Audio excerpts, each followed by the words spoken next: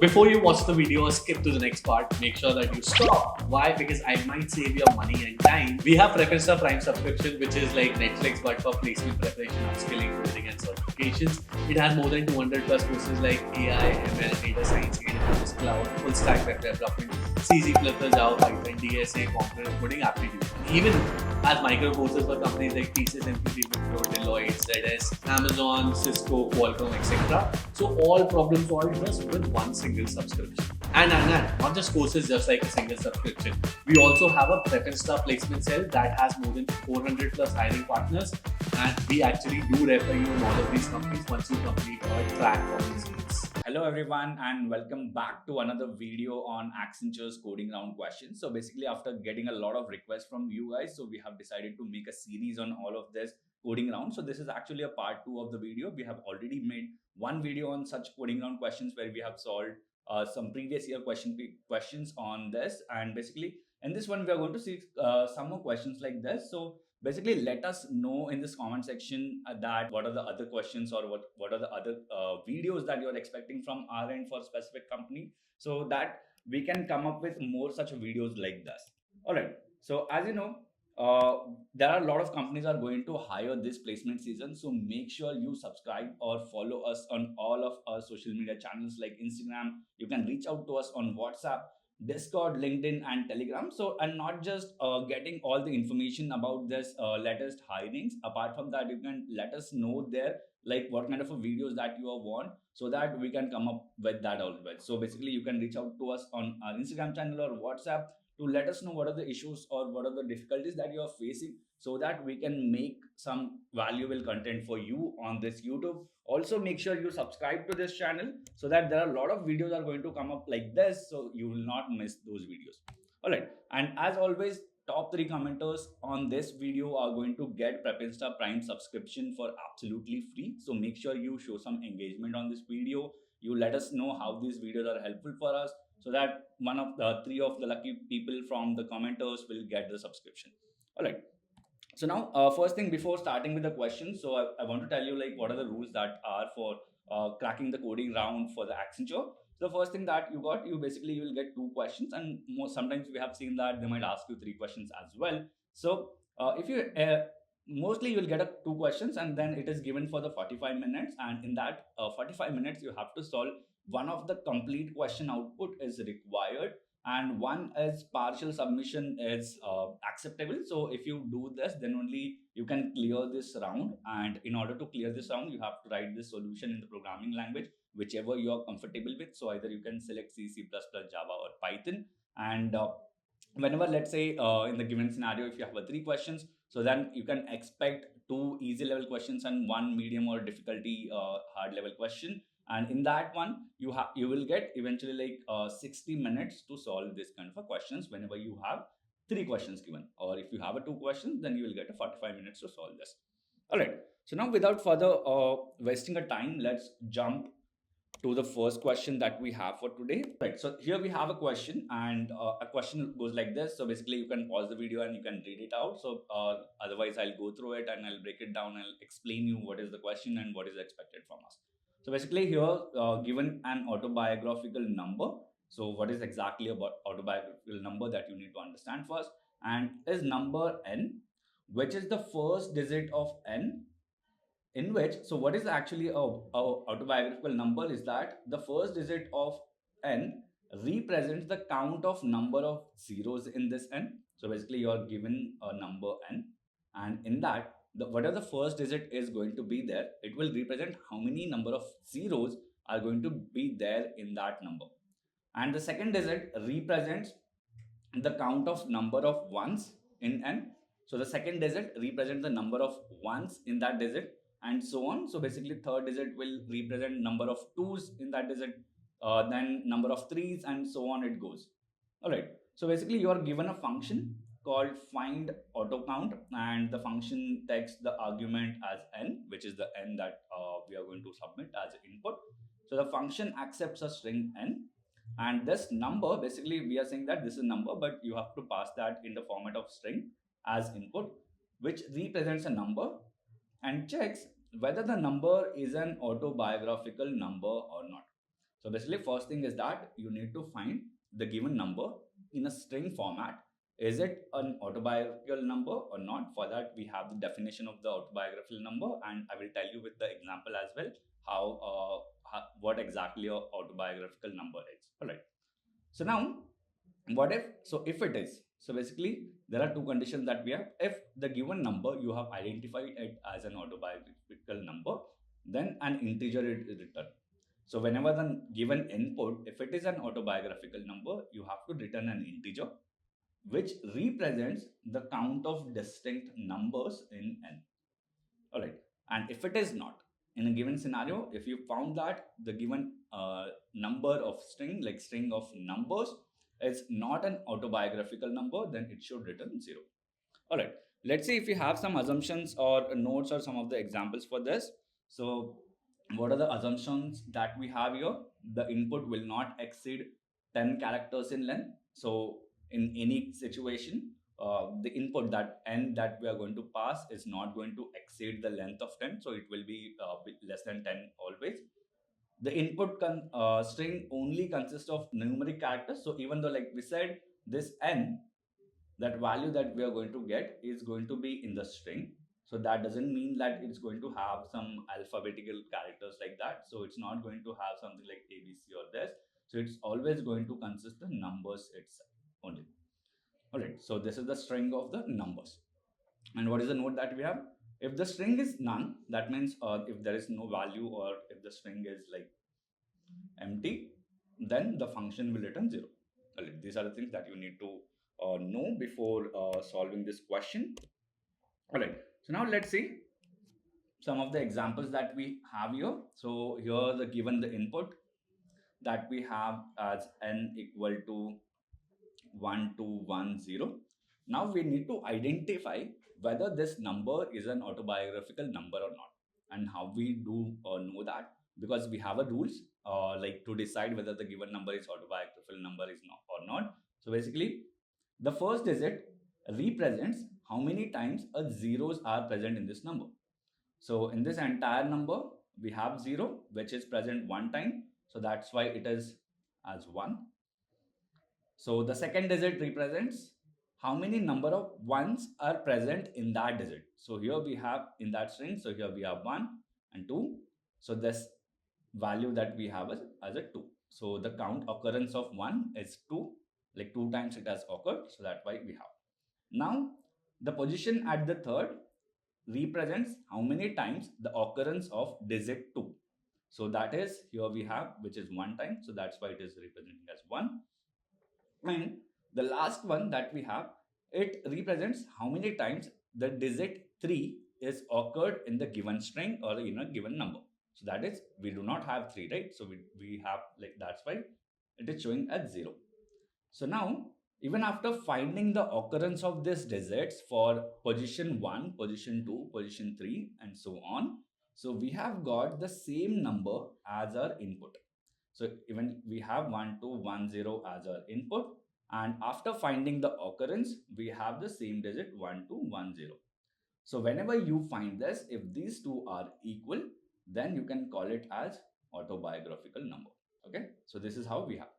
So once you identified that the given number is autobiographical number, then we have to return an integer. And that integer, we want all the distinct numbers from this.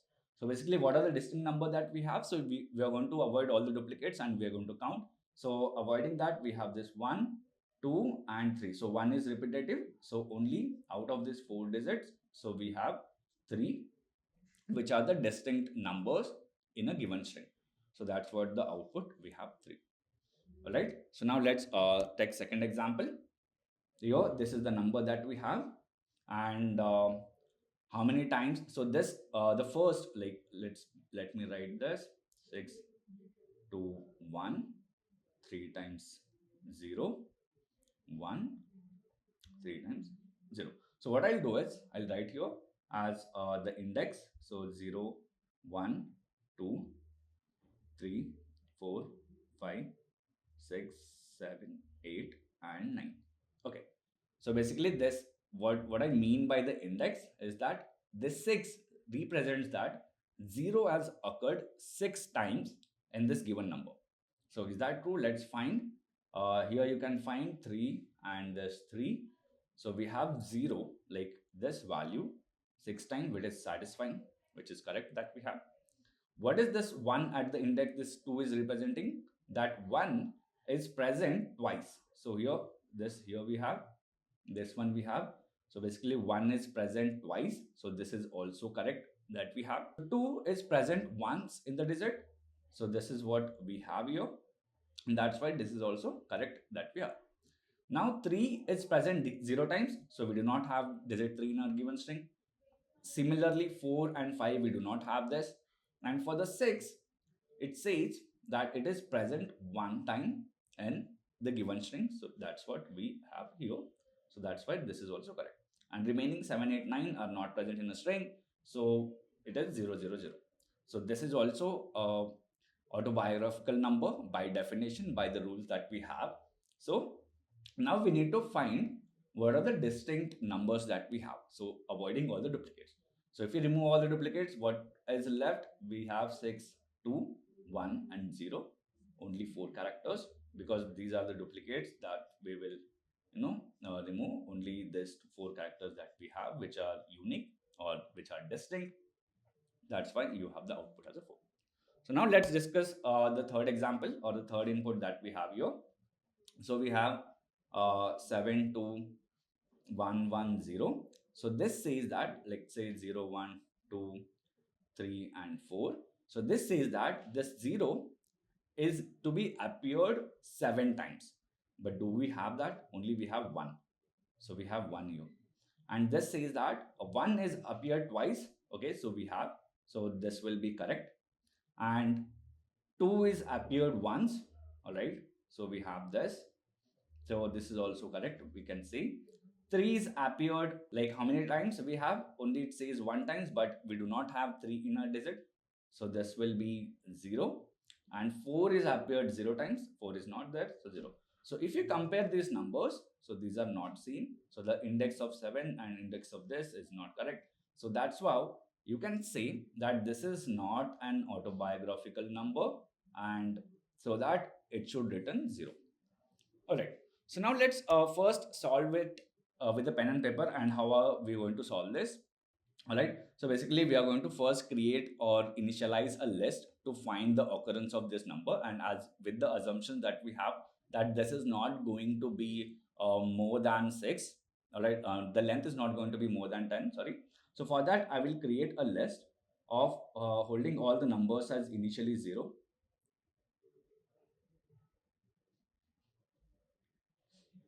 Okay, so here I will write the index 0, 1, 2, 3, 4, 5, 6, 7, 8.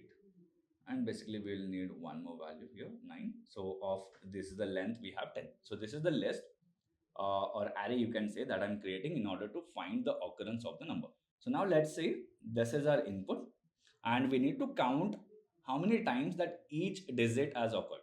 And based on that, we will update that counter. So basically, let's say we will read this input one by one.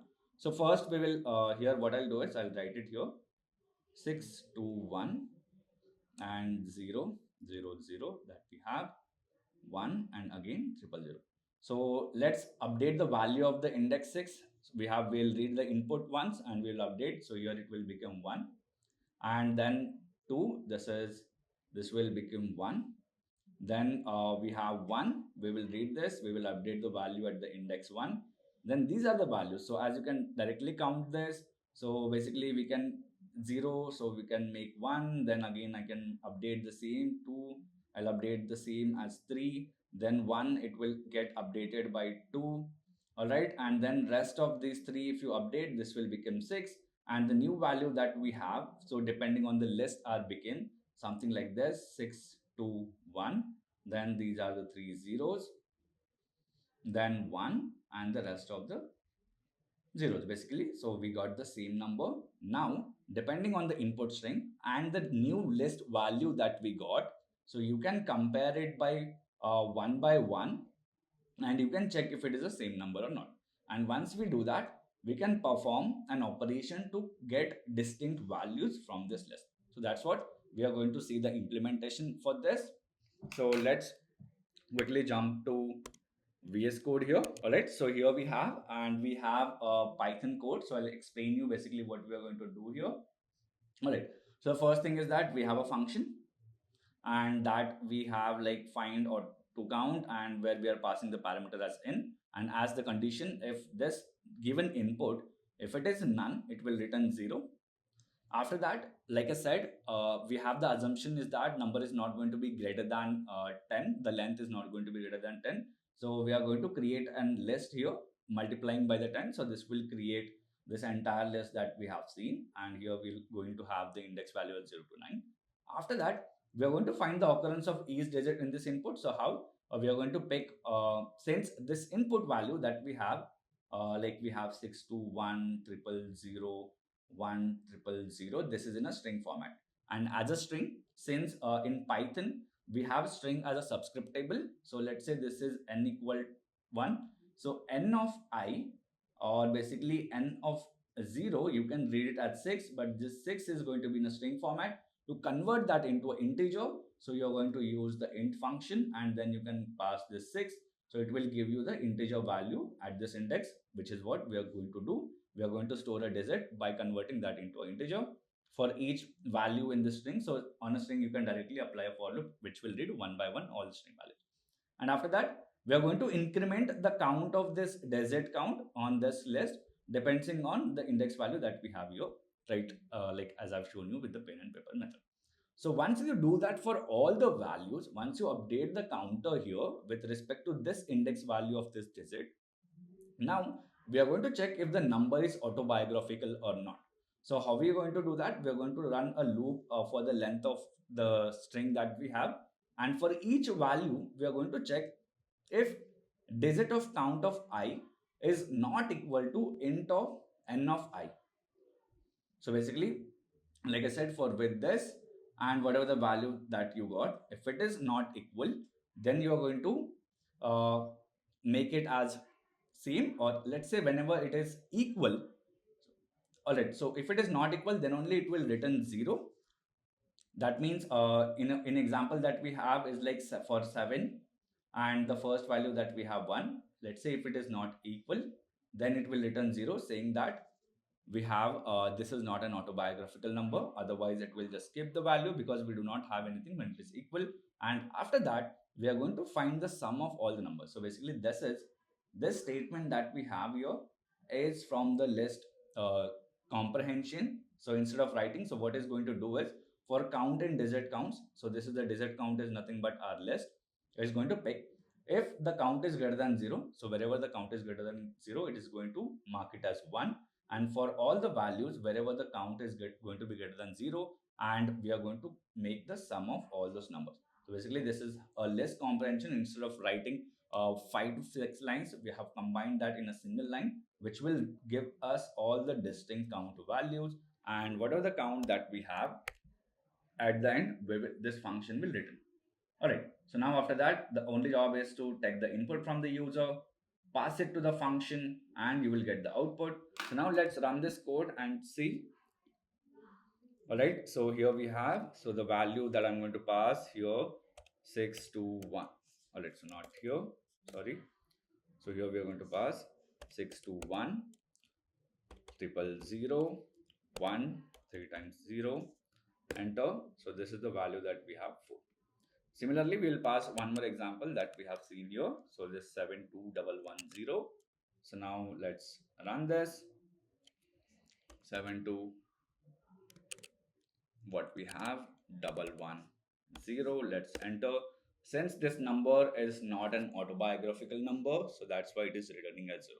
So this is what the explanation that we have in the Python. So basically, once you understand the logic, you can convert that into C++ or Java or C code, depending on in whichever language that you are comfortable with.